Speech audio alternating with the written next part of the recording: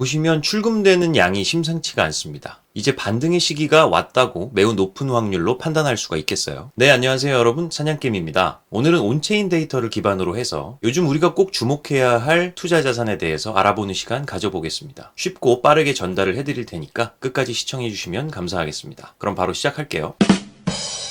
네, 처음 보여드리는 그래프는 알트코인 시즌 인덱스입니다. 여기서부터 뭔가 감이 오시는 분이 있다면 어느 정도 코인 배경 지식이 있으신 분이시겠죠? 감이 근데 안 오셔도 상관없습니다. 제가 다 설명을 해드릴게요. 자, 이 인덱스 같은 경우는 비트코인과 탑 50위권의 알트코인의 90일간의 ROI, Return on Invest를 비교를 해서 현재 어떤 자산이 더 고평가가 되어 있고 저평가가 되어 있는지를 직관적으로 볼 수 있는 지표입니다. 네, 아래쪽으로 내려보면요, 여러 코인들이 보이시죠? 하얀색으로 표시된 게 비트코인이고요. 기준점을 잡아주는 거고, 비트코인의 ROI와 비교해서 훨씬 더 오른쪽에 많은 알트코인들이 더 저조한 성적을 보여주고 있죠. 그것을 차트로 표현한다면 네, 이런 식인 겁니다. 연두색 영역에 차트가 들어와 있다면 이는 알트코인이 매우 저평가되어 있다고 판단할 수가 있겠고요. 반대로 이 빨간색 영역에 차트가 들어가 있다면 이는 고평가가 되어 있다고 판단을 할 수가 있는 거죠. 네, 결론적으로 말씀드리면 지금이 아주 저평가되어 있는 시기였고, 이를 지나서 이제 반등을 하려는 조짐이 보이는 시기다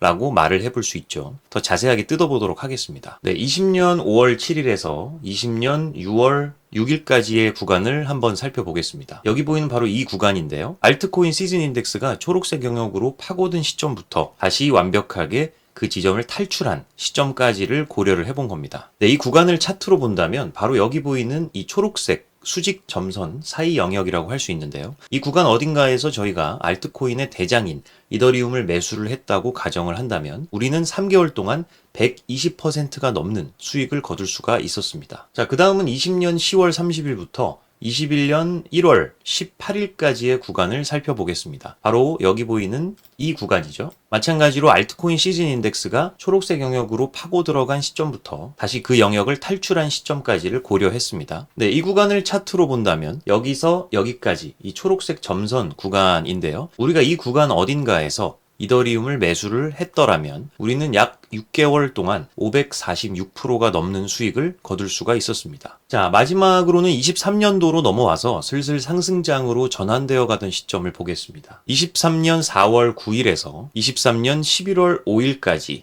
네, 약 7개월의 구간인데요. 이때는 알트코인 시즌 인덱스 그래프도 약간은 들쑥날쑥하죠. 차트상으로 보시면 가장 왼쪽과 가장 오른쪽에 표시해 놓은 두꺼운 점선이 네, 처음 파고든 시점과 마지막으로 탈출한 시점까지를 고려를 한 것이고요. 중간에 이렇게 얇은 초록색 점선은 잠시 그 영역을 이탈했다. 이런 지점들을 표시를 한 겁니다. 자, 어쨌든 우리가 만약에 이 7개월 동안의 긴 구간 안에서 이더리움을 어딘가에서 매집을 했다고 가정을 해볼게요. 처음 알트코인 인덱스가 초록색 영역을 탈출한 지점쯤에서 우리는 매수를 할 확률이 높으니까 그쯤을 가정을 해서 차트를 그려보면 네, 24년 3월에 고점을 이룰 때까지 대략 8개월 동안 약 104%가 넘는 수익을 거둘 수가 있었습니다. 자, 제가 이렇게 총 3번의 구간을 좀 더 자세히 보여드렸는데요. 그럼 요즘은 어떤지 한번 살펴보겠습니다. 네, 24년 6월 6일부터 24년 7월 11일까지의 구간입니다. 초록색 영역을 탈출한 지 정말 얼마 되지 않은 시점이죠. 저점을 통과하는 모습입니다. 자, 차트로 보시면 바로 이 영역인데요. 투자라는 게 현재 추세보다는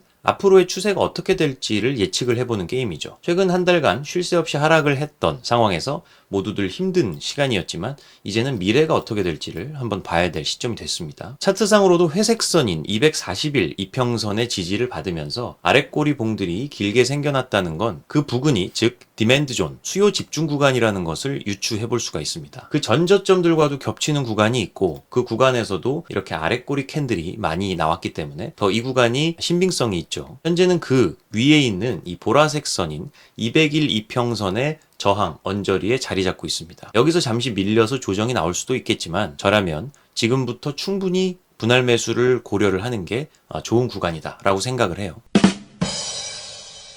네, 그리고 추가적인 매수 근거로서 온체인 데이터 두 가지만 더 살펴보도록 하겠습니다. 이것은 이더리움 전체 거래소 보유량의 합을 나타낸 차트입니다. 보시면 거래소에서 출금되는 양이 심상치가 않습니다. 결국 이것은 이더리움이 개인 지갑으로의 이동이 많아진다는 소리고요. 반대로 거래소 보유량이 늘어난다면 그것은 매도 압력으로 작용할 공산이 크죠. 이더리움을 거래소에서 팔기 위해서 입금한 것으로 보는 거죠. 현재 상황 같은 경우는 그 반대로 거래소에서 이더리움이 빠져나가고 있으니까 결국 매수를 해서 홀드를 하려는 투자자들이 많아진다라는 증거라고 볼 수가 있습니다. 그리고 추가적으로 볼 차트는 이더리움의 90일 CDD 차트입니다. 코인이 처음 특정 투자자의 지갑으로 들어간 이후에 다른 지갑으로 이동했을 때까지의 기간을 산정하는 방법이 CDD, Coin Days Destroyed 인데요. 예를 들면 10일 동안 지갑에 1비트코인을 보유하고 있다가 다른 지갑으로 이동했을 시점의 CDD는 10 곱하기 1이 되어서 10이라는 수치가 더해지는 겁니다.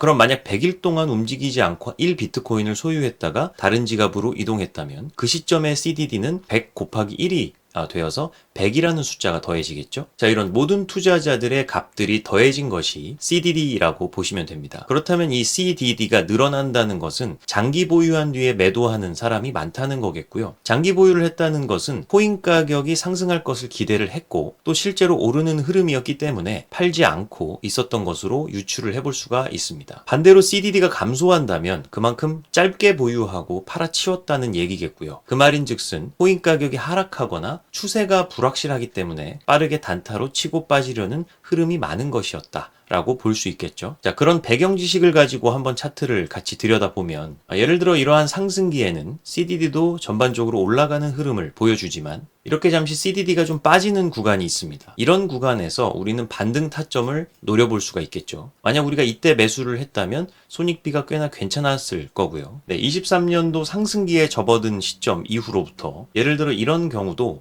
잠시 CDD가 확 조정이 나왔을 때 매수를 했다면 그 이후로 좋은 결과가 있었을 거고요. 그리고 이런 경우도 마찬가지로 CDD가 확 조정이 나왔을 때 매수를 했다면 그 이후로 좋은 결과가 있었겠죠. 자, 그렇다면 요즘은 어떨까요? 역시나 CDD가 조정을 받고 있는 상황으로 보이죠. 근데 좀 더 확대를 해서 보면 조정받던 CDD가 바닥을 다지고 이제 다시 고개를 올리면서 올라가려는 모습입니다. 자, 그래서 제가 오늘 말씀드린 요소들을 정리를 해보면 첫 번째로는 알트코인 시즌 인덱스의 저평가 구간 진입 후 돌파를 하는 시점이 됐다라는 뜻이었고요. 2번 둘째는 241선의 지지를 받고 있었고 201선의 저항을 돌파하려는 목전에 있다 라는 말씀 드렸습니다. 그리고 셋째는 거래소로부터 개인 지갑으로의 출금이 많아지고 있다 라는 말씀 드렸고요. 네, 마지막 네 번째로는 CDD 인덱스가 조정이 나온 뒤에 다시 고개를 드는 모습이다 라는 말씀을 드렸습니다. 제가 말씀드린 이 네 가지 요소를 함께 고려를 잘 해본다면 이제는 정말 반등의 시기가 됐다 라고 매우 높은 확률로 우리가 판단을 해볼 수가 있겠죠. 네, 하지만 물론 한 방에 내가 가진 자산을 몰빵해라 뭐 이런 말씀은 아니고요.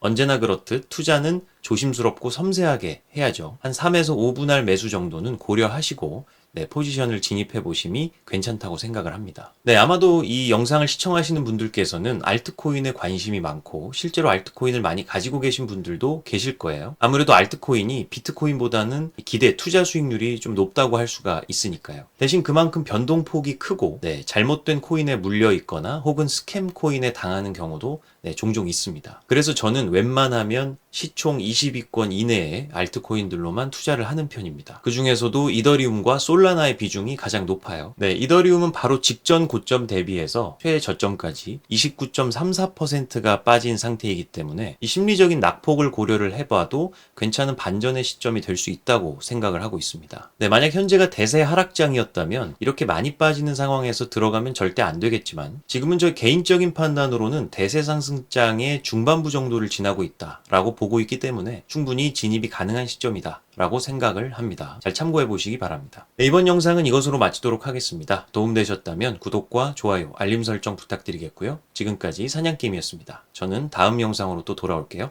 감사합니다.